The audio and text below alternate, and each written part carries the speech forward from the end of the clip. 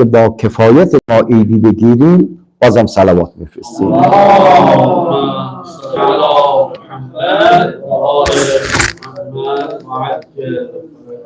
اعوذ بالله من الشیطان الرجیم. بسم الله الرحمن الرحیم. الحمد لله رب العالمین. الصلاة والسلام على اشرف الانبیاء والمرسلین، حبیب اله العالم ابی القاسم المصطفى محمد. اللهم صل على صلی الله علیه و علی اهل بیته الطیبین الطاهرین، سیما بقیة الله فی الارضین واللعن الدائم علی اعدائهم اجمعین من الان الى لقاء یوم الدین. اللهم نور قلوبنا بالقرآن و وفقنا للعمل به. خب در آستانه میلاد با سعادت مولا الموحدین امیر ابی طالب صلوات الله و سلامه علیه و همچنین روز پدر هستیم. من امروز در دو بخش عرایض ما تقدیم می‌دارم. یک بخش در رابطه با امیرالمؤمنین علی از زبان پیغمبر، بخش دوم هم در رابطه با مقام پدر از نگاه قرآن، از نگاه پیغمبر و از نگاه علی بن ابی طالب. اما در رابطه با امیرالمؤمنین سلام الله علیه من سه روایت تقدیم میکنم. روایت اول که هر سه روایت هم از پیغمبره. پیغمبر اکرم میفرماد حق علی علی هذه الامه. خیلی روایت دیروز من دیدم، اولین بارم دیدم، خوشحال شدم که جایگاه امیرالمؤمنین در نزد پیغمبر چیه. حق علی علی هذه الامه که حق الوالد علی ولده. حقی که امیرالمؤمنین بر امت پیغمبر داره مثل حقی است که یک پدر بر فرزندش داره. خب حالا عرض خواهیم کرد بر فرزند واجب است ادای حق پدر کند، پس بر امت هم واجب است که ادای حق نسبت به امیرالمؤمنین داشته باشه.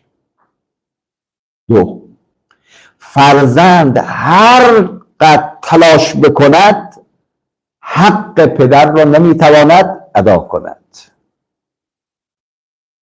امت هم هر چه تلاش بکند نمیتواند حق امیرالمؤمنین رو ادا بکنه. چرا؟ وقتی پیغمبر ارزش یک کار علی رو میگه، مثل عبادت جن و انس است، ضربت علی یوم الخندق افضل. خب آیا اون ضربه علی عزت اسلام شد یا نشد؟ ما حقش رو ادا بکنیم.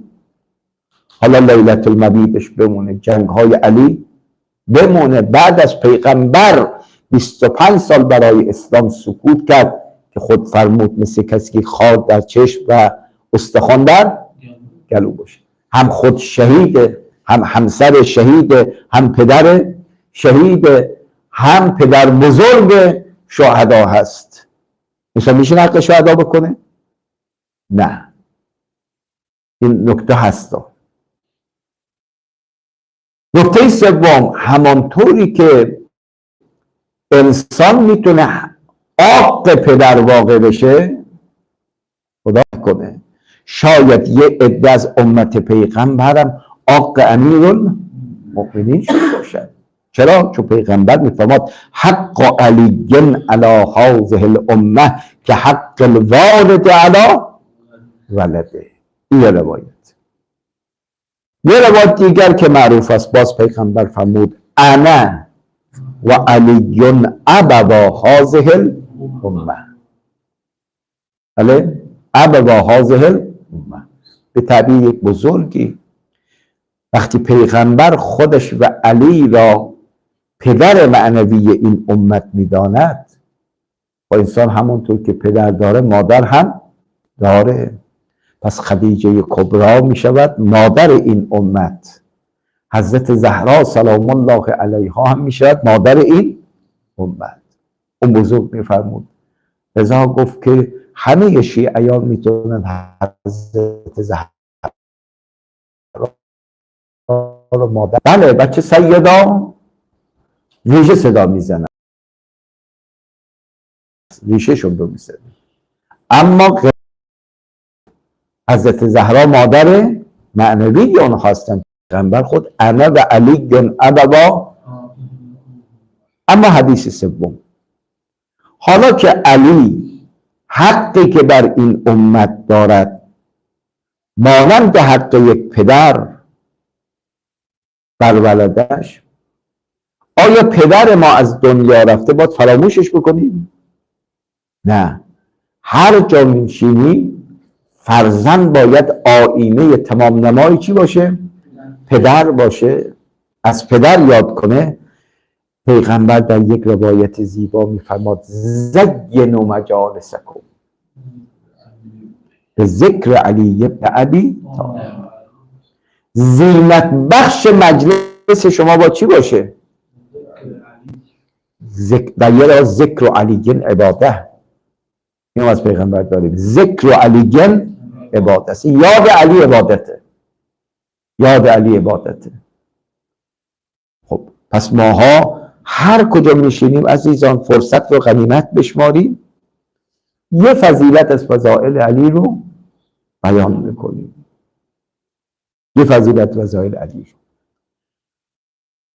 سوالی که من مطرح کردم اینه که چرا پیغمبر علی بن ابی طالب رو این گونه بزرگ جلوه میده برای امت. من نوشتم با مطالعه زندگی علی انسان هر سوالی داشته باشه میتوانه اون سوال رو دریافت کنه. چرا زینوا مجالسکم به ذکر علی؟ آدم تو مجلس که میره آخه یه موضوعی طرح میکنه، پیرامون اون موضوع میخواد صحبت کنه دیگه، یا تو جمع خودی دقت کردی؟ میگه هر موضوعی، چه خانوادگی باشه، چه دو نفره باشه، چه تو اجتماع بزرگ باشه، هر موضوعی که مطرح میخواد بشه علی میتونه جواب شما باشه. مثلا چگونه بنده ای باشیم؟ بله، چگونه بنده ای باشیم برای خدا؟ پیغمبر میفرماد برو زندگی علی رو مطالعه کن، جواب بگیر. زینوا مجالسکم به ذکر علی ابن طالب. علی اینجور میگه الهی کفا بی عزا ان اکون لک عبدا و کفا بی فخرا ان تکون لی ربا انت کما احب فاجعلنی کما. میگه اگر میخواد بنده باشی بندگی رو از علی ابن ابی طالب یاد بگیر. درست شد؟ اگر میخوایم پیروی از پیغمبر رو یاد بگیریم، چگونه پیروی برای پیغمبر باشیم؟ چون قرآن میگه ان کنتم تحبون الله فاتبعونی، از من پیغمبر تبعیت کنیم. چگونه تبعیت کنیم؟ باز میگه زینوا مجالسکم به ذکر علی ابن ابی طالب. برو ببین علی چگونه پیروی برای پیغمبر بود. بله، تو لیلة المبیت چگونه سربازی برای پیغمبر بود. تو جنگ ها، تو جنگ احد همه مثل روباهای ترسو فرار کردن، اما علی چون شمعی دور پروانه پیغمبر میچرخید بیش از 90 زخم رو به خاطر پیغمبر دریافت کرد. عنایت کردید؟ این در پیروی از پیغمبر و امام زمان. 3. علی چگونه شوهری برای همسر بود. باز پیغمبر میفرماد برو کتاب زندگی علی رو مطالعه کن. ببین چجور بود. وقتی از دخترش پیغمبر سوال میکنه چگونه شوهری، میگه نعم العون علی طاعت الله. بله، نعم العون علی طاعت الله. علی خیلی کمک کاریست برای من فاطمه در مسیر اطاعت خدا. 4.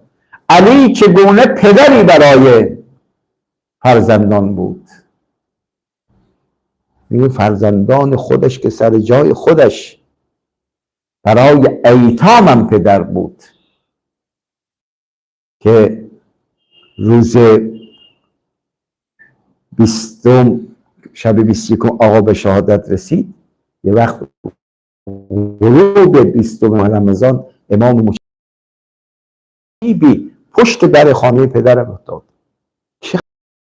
میگه رفتم دیدم یک صف طولانی، یه بچه های خرسان، هر کدوم یه کاسه شیر، یه ظرف شیر.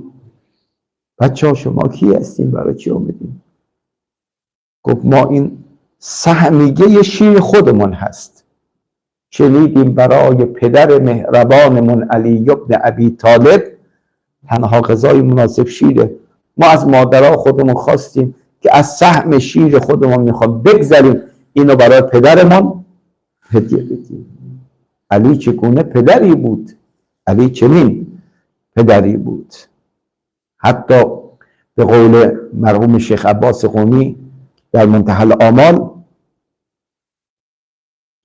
میگه حسنین وقتی از دفن آقا امیرالمؤمنین برمیگشتن دیدن که از کنار خرابی زجه ای بلند میشه، گریه ای بلند. امام حسن به امام حسین گفت بریم ببین صاحب این ناله کیه. رفتن دیدن یه پیرمرد نابینای جزامی، میگه خدایا الان چند شب نان آور من نیومد.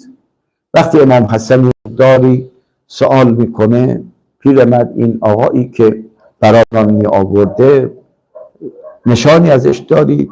گفت نه، فقط من چون چشم نداشتم این نان رو لقمه لقمه میکرد و دهن من میگذاشت، آب به من میداد. گفت از اسمش خبر داری؟ گفت چند بار بهش گفتم اسم چی؟ گفت اسم من میخواد چی کار کنی؟ بنده ای از بندگان خدا هستم. علامت دیگری هم بشتریم که وقتی شکم منو سیر میکرد، منو خوشحال میکرد، سر به سجده میگذاشت و میگه خدایا من دل بنده از بنده ها تو خوشحال کردم، راضی کردم، خدایا تو هم از من راضی باش. که امام حسن میگه این نشانه هایی که تو میدی این نانآورت پدرم علی ابن ابی طالب بود که تازه از دفنش ما برمیگردیم. علی نسبت به فقرای جامعه چطور بود؟ پیامبر میفرماید که زینوا مجالسکم به ذکر علی ابن ابی طالب. برو دفتر زندگی علی رو مطالعه کن، جواب این سوال تو بله پیدا میکنید. خب علی با خانواده چطور بود؟ علی نسبت به بیت المال چطور بود؟ باز پیامبر میگه کتاب علی رو مطالعه کن. اونقدر حساس بود. دستبندی تو دست دختر زینب دید یا گردنبند. زینب هم این از کجاست؟ گفت بابا از بیت المال، از مسئول بیت المال اجازه گرفتم یک شب بزنم عروسی برم و برگردانم امانت. گفت آیا اگر دختر علی نبودی اینا بهت میدادن؟ دیگر دختران میتونه استفاده کنن؟ گفت امانت. گفت اگر امانت نبود به جرم خیانت در بیت المال دست تو قطع میکردن یا با برادر تقاضا کرد. یه حساسیت علی در رابطه با بیت المال بوده. علی چگونه قاضی بوده؟ بله قاضی عادل بوده. علی چگونه سیاستمدار بوده؟ ببین تو هر زمینه شما طرف زاهده، زهد علی میخوام زاهد باشن، میگه برو از زهد علی درس بگیر. عرفان میگه برو از عرفان علی درس بگیر. خدا رحمت کنه مرحوم امام خمینی رحمت الله علیه رو، میگه این وجود یه وجود مقدسی بوده، هر نعله و گروهی او رو وابسته به خودش میدونه. ایشون زخات دیگه علی با ماست. صوفی ها با ماست.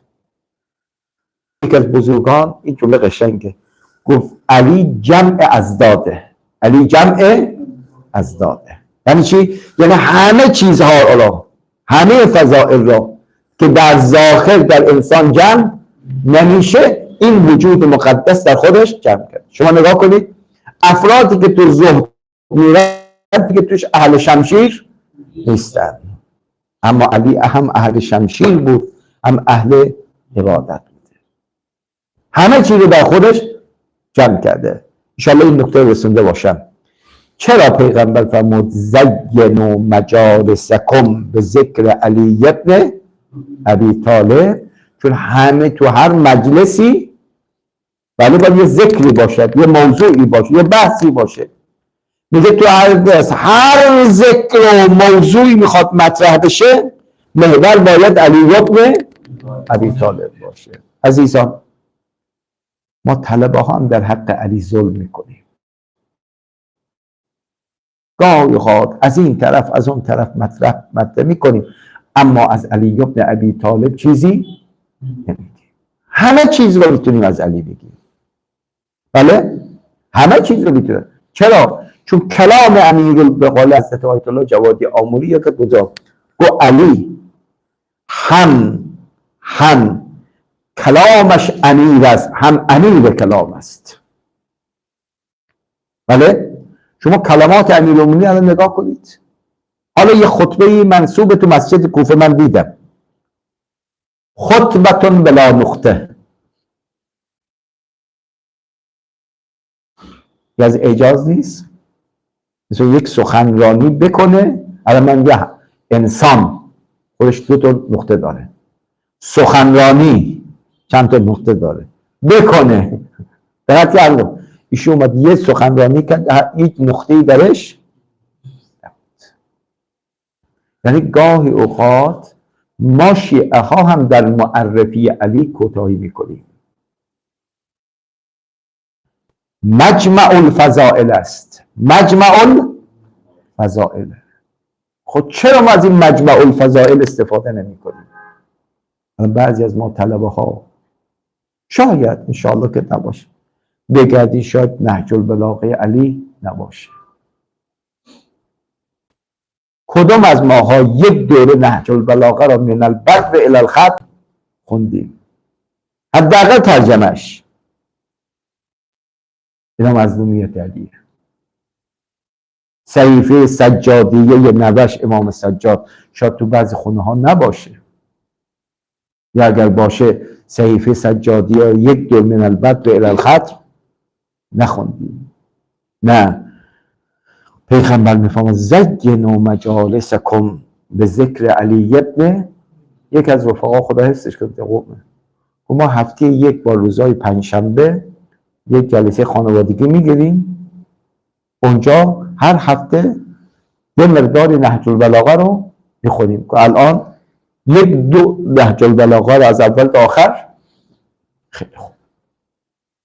زینوا مجالسکم به ذکر علی ابن ابی طالب. این یه نکته است که عرض کردم. چرا زینوا؟ هم علی رو از غربت داریم، هم به همه میفهمانیم هر گم داشته باشید میتوانید با مطالعه کتاب زندگی علی اون گم شده تو پیدا بکنید. درست شد؟ اما در رابطه با پدر، بخش دوم عرائزم، انشاءالله روح همه پدرانی که آسمانی شدن شاد بشه، سایه پدرانی که در قید حیاتن بر سر فرزندانشون مستدام باشه، به برکت صلوات بر محمد و آل محمد.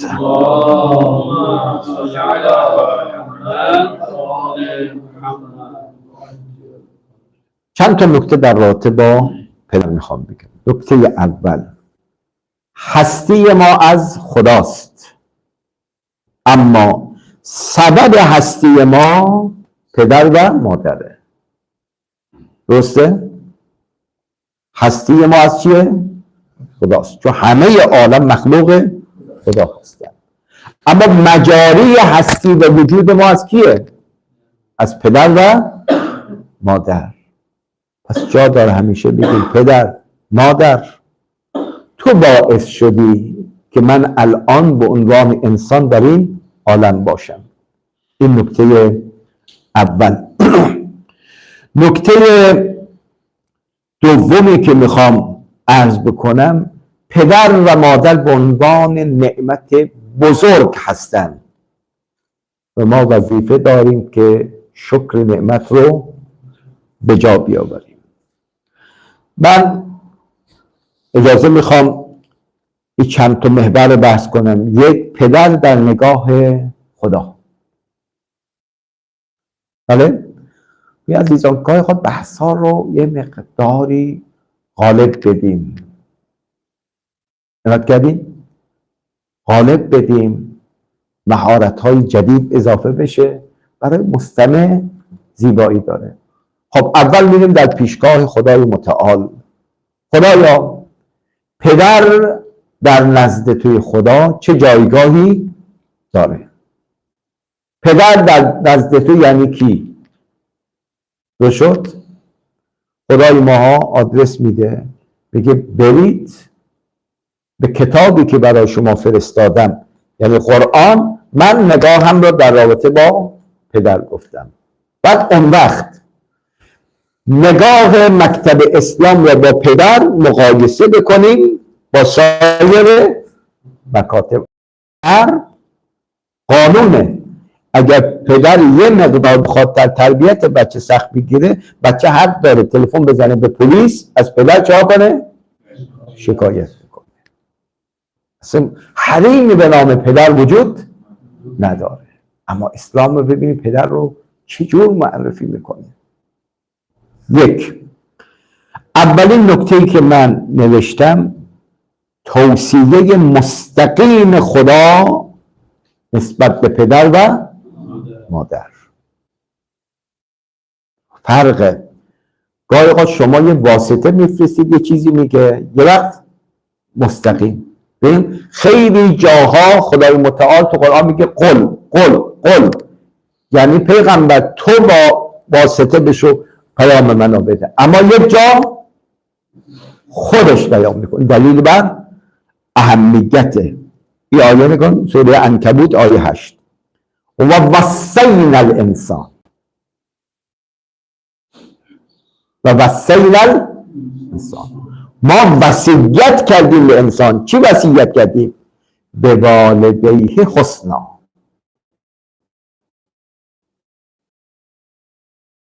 حسنا رو شد. سوال دوم از خدا، خدایا رتبه پدر کجاست؟ ما توحید داریم، معاد داریم، عدل داریم، امامت داریم، نبوت داریم، 10 تا فروع دین داریم، اینقدر مسائل اخلاقی فراوان داریم. خدای متعال میگه رتبه پدر بعد از توحیده. رتبه پدر و مادر بعد از توحیده. یعنی بعد از اینکه خدا را شناختی، وظیفه داری نسبت به پدر و مادر توجه کنی. نرس کردم خدا خالق پدر و مادر مجرای خلقت ما هستند. یعنی بعد از اینکه خالقت را شناختی، اون مجرای خلقت را که پدر و مادر هم چی بشناسی. یه آیه الله تعبدوا الا ایا و بالوالدین الله اکبر. ما انسانها رو سفارش کردیم که هیچ کس را نبستید الا خدا را. پشت سرش میگه و بالوالدین احسانا. سوره اسراء آیه 23. نکته دیگر از خدا سوال بکنیم، خدایا اون وظایف کلیدی ما نسبت به پدر چیه؟ وظایف کلیدی که اگر انجام ندیم خطر داره. خدای متعال میگوید اینا را تو قرآن گفتم. یک، احترام و تکریم. احترام و تکریم. بله. و قولا لهما قولا کریما و قولا لهما قولا کریما. سوره اسراء 23. یعنی با پدر مادر حرف میزنی محترمانه حرف بزن. متاسفانه گاهی آهای هی بابا پدره، دقت کردید؟ برو کار انجام به من چه؟ خیر. قولا لهما قولا. ولی امروز تو فضاهای مجازی بچه ها رو چجور دارن تربیت میکنن؟ قولا کریماست. من دیدم راحت چه به پدر مادر به تو چه؟ به تو چه؟ تو این بالاتر از این؟ چرا داریم اینجا میرسیم؟ چون داریم از اصل خودمون دور میشیم. یه روایت دیدم دیروز خیلی برام جالب بود. امیرالمومنین میفرماد حسن به حسین تا زمانی که پیغمبر زنده بود حسن به من میگفت ابوالحسین، منو با کنیه صدا میزد. حسین به من میگفت ابوالحسن، ولی به پیغمبر میگفتن بابا. به پیغمبر میگفتن احترام میکرد. پیغمبر که از دنیا رفت به من میگفتن پدر. به اسم هیچ وقت صدا نزدن. قولا لهما قولا کریما. دو، عدم آزار و اذیت پدر. استجیب بالله. عدم آزار و اذیت پدر و مادر. و اما یبلغن عندک الکبر، آیونی که علی مطالعه هستین. اما یبلغنک عندک الکبر احدهما. این کلمه عندک یعنی چی؟ ها؟ باید همیشه پیششون تو باشه. پدر و مادر نزد تو باشه. من این دیروز دید توجه کرده. اما یبلغن عندک احدهما او، یعنی آخرای اون یکی از اونها یا هر دوتا تو نزد تو بودن. یه آسایشگاه نباید ببری. جای پدر مادر اونجا نیست، باید نزد تو باشن. خب میگه اگر اون بودن و پیر شدن فلا تقل لهما. تو روایت دیروز بازیدم و اگه اذیت به توهینی پایینتر از افبود خدا میگفت. میگه پایین در این درجه اذیت رو نسبت به پدر نگو. فلا تقل لهما ولا، پرخاش نکن اونها رو. داد سرشون. بچه فقط منم؟ 4 تا دختر داری، 3 تا پسر داری، همش منو صدا میزنی؟ نه. ولا تنهرهما، داد سرش نزن.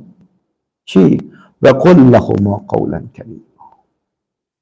خیلی مؤدبانه با اینها سخن بگو. یه چیزی دیگر دیروز روایت دیدم. سومین وظیفه تأمین نیازهای اونها. تأمین، حالا چه نیازهای مادی باشه چه نیازهای معنوی. عن ابی ولاد الحنات قال سألت ابا عبدالله علیه السلام عن قول الله و بالوالدین احسانا. این منظور خدا چیه؟ میگه به والدین احسان بکنی. فقال، امام صادق فرمود منظور این که الاحسان ان تحسن صحبتهما، خیلی خوب اینا رو همراهی کنی. بله مهم اینجاست. ولا تکلفهما ان یسألاک شیئا هما یحتاجان الیه. کاری نکنی که اینا بهت رو بزنن نیازشو بگن. لا تکلفهما، اینا رو به سختی ننداز. بعضی بچه ها کاری میخوام میکنن که پدر عجز خودش رو آشکار بکنه.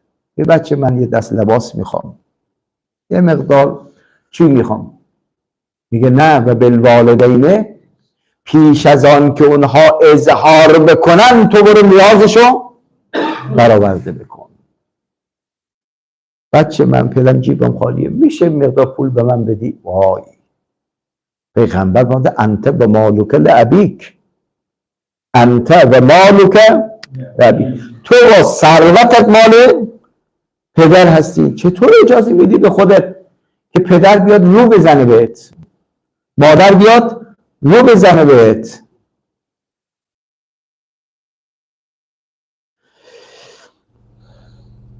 پنج یا چهار، خدا داره میگه چه کار کنیم خدایا؟ کلیدی ترین وظیفه ما چیه؟ چهارم، تواضع و فروتنی در برابر پدر. واخفض لهما جناح الذل من الرحمه. این من الرحمن که داره میگه این تواضع همراه با محبت باشه، تواضع همراه با محبت باشه. گاهی اوقات افراد کار انجام میدن اما چون همراه به محبت نیستن، این پدر اصلا دوست نداره کار رو انجام بده. اما اگر دقت کردید تواضع همراه با رحمت و محبت باشه. 6 تا 5 دعا و طلب مغفرت. دقیقشون دعا کن، فراموش نکن. رب ارحمهما کما ربیانی صغیرا. خدایا به این دوتا رحم کن حالا که پیر شدن یا از دنیا رفتن، خدایا به این دوتا رحم کن. همانطوری که من بچه بودم اینا به من محبت میکردن. یعنی ناسپاس نباش، به یاد محبت های اونها باش. بگو حالا خدایا به اینها هم رحم کن. 7 شکرگزاری. این ناسپاس نباشی. اولین معلم ما اینا بودن، اولین زحمتکش های ما اینا بودن. آیا شده تا الان یک بار به پدر بگیم بابا به خاطر متشکرم مادر از زحماتت، امشب شب میلاد، فردا روز پدره، حضوری برم خدمت پدر و مادر، از اونا چه کنم؟ خدا میفرماد انشکر لی و لوالدیک. در درجه اول از من تشکر کن که صاحب نعمت هستیم، هم از پدر و مادر. و آخرین توصیه ای که میکند اطاعته. بله، فرمان دادن مطیع باش. فقط یک جا فرمود از اونها اطاعت نکن، زمانی که اطاعت امر به معصیت بکنن. دقت کردین؟ امر به معصیت بکنن. غیر از امر به معصیت تمام امر نهیشون بر شما میگه لازمه. طرف میخواست امر پیغمبر بره جبهه، یه مادر پیری داشت، گفت پسرم تو بری من تنها بشه نرو. اومد پیش پیغمبر، یا رسول الله جنینه. پیغمبر بود برو همه خدمت مادر بکن، جهاتی بالاتر از خدمت به پدر و مادر نیست. مادر نهی. بله، فقها میگن در جایی که جهاد بشه نیرو نیاز باشه، اونجا دیگه اطاعت از پدر و مادر دیگه لازم نیست. این 8 تا خدمت شما عرض کنم حقی که خدای متعال در قرآن برای پدر بیان میکنه. اما پیامبر چی میگه؟ خوش به حال اونایی که هنوز پدر و مادر دارن. قال رسول الله نظر الولد الی والدیهما حبا لهما عبادتون. به به، از روی محبت فرزند به چهره پدر و مادر نگاه بکنه، هر لحظه نگاه میکنه ثواب براش مینویسن. باز چی یا رسول الله؟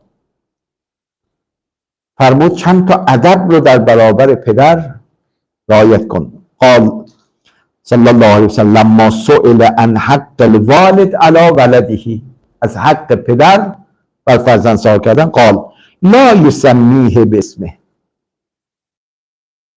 بله، پدر رو به اسم صدا بزن، یا علی، علی آقا، حسین آقا. بابا ادب داشته باش، اسم پدر رو نبر، پدر جان، آقا جان. دقت کردی؟ این صدا بزن.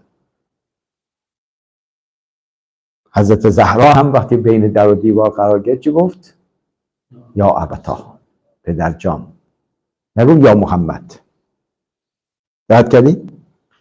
دو، ولا یمشی بین یدی، جلوتر از پدر راه نرو که پدر عقب باشه، پشت سر باشه. سه، ولا یجلس قبله، تو مجلسی رفتی یا تو خونه قبل از این که پدر بنشینه تو ننشین. ولا یتسبب له، کاری نکن که پدر فحش بشنوه. بله، تو زبان فارسی ما اینی که رحمت خواهی برای پدرت بکن، لعنت خواهی نکن. گاهی اوقات بعضی بچه ها کاری انجام میگه بعد پدر و مادرت لعنت، پیغمبر میگه این کار نکن. اما بچه میگه گاهی اوقات یک کار خوب انجام میده، میگه خدا پدرتو رحمت کن. اینجا باشه. حدیث سوم خیلی خوب، میخوایم خدا از ما راضی باشه. پدر سبب جلب رضایت و خوشنودی خداست. پیغمبر فرمود رضا الله فی رضا الوالد. اینجا دیگه مادر نداره، والد داره. رضا الله فی رضا الوالد، میگه خدا میخواد ازت راضی باشه، رضایت خدا در رضایت پدره. و سخط الله فی سخط الوالد، خشم و غضب خدا در خشم و غضب پدر می باشد. بعد امیرالمؤمنین چی می فرماد؟ پیغمبر یه حدیثی دیروز دیده باز نو بود بر ما. فرمود خدا 4 چیز رو در 4 چیز قرار داد. این باز زیباست. فرمود برکت علم در احترام استاده. اگه میخواد علمت با برکت باشه، حرمت استادتو نگه داشته باش. 2، بقای ایمان در تعظیم نمودن خدای تبارک و تعالی است. 3، این قشنگه، میخواد زندگی لذت ببری، فرمود لذت زندگی در نیکی به پدر و مادره. و الا اگر پدر و مادر از راضی نباشن از زندگی لذت نمیبری. 4 هم فرمود نجات از آتش جهنم در ترک آزار خلق خداست. بله، خلق خدا رو اذیت و آزار نکن، از جهنم نجات پیدا میکنه. اما آقا امیرالمؤمنین هم چند تا نکته داره، من عرض بکنم بحثم تمام. قال علی علیه السلام، و اینا آداب حق پدره. فرمود غم عن مجلسک، غم عن، اگر یه جایی نشستی به احترام 2 نفر بلند شو. قم عن مجلسک لابیک. بله. 2، و معلمک، به احترام پدر از جا بلند شو، به احترام معلمم از جا بلند شو. خیلی عجیبه. و ان کنت امیرا، و ان کنت امیرا، اگر رئیس جمهور یک کشورم شدی، یه پدر کشاورزی داری، وقتی وارد شد تو به مامقت به احترامش، این اتفاقا به عزت خود انسان افزوده میشه. همه انسان کیه؟ میگه این پدرمه. میگه چقدر بچه با معرفتیه. کلاس اول ابتدایی پیش یک نفر درس خوندی، اما الان شدی رئیس دانشگاه، رئیس بیمارستان. توی مجلسی اون استاد دوره ابتدایی میاد، تمام قد به احترامش بلند شو. خب قم عن مجلسک لابیک و معلمک و ان کنت امیرا. این مقدار برای جایگاه کافیه. حالا اگر عمری باشه جلسه آینده در رابطه با آثار و برکات احترام به پدر هم اوقا میکنه. خدایا پیغمبرت فرمود انا و علی ابوا هذه الامه، و امشبم ولادت این پدر مهربان هست. خدایا قسمت میدهیم به حق این دو پدر مهربان امت، خدایا ما را هم فرزندان لایق و قابل برای اونها قرار بده.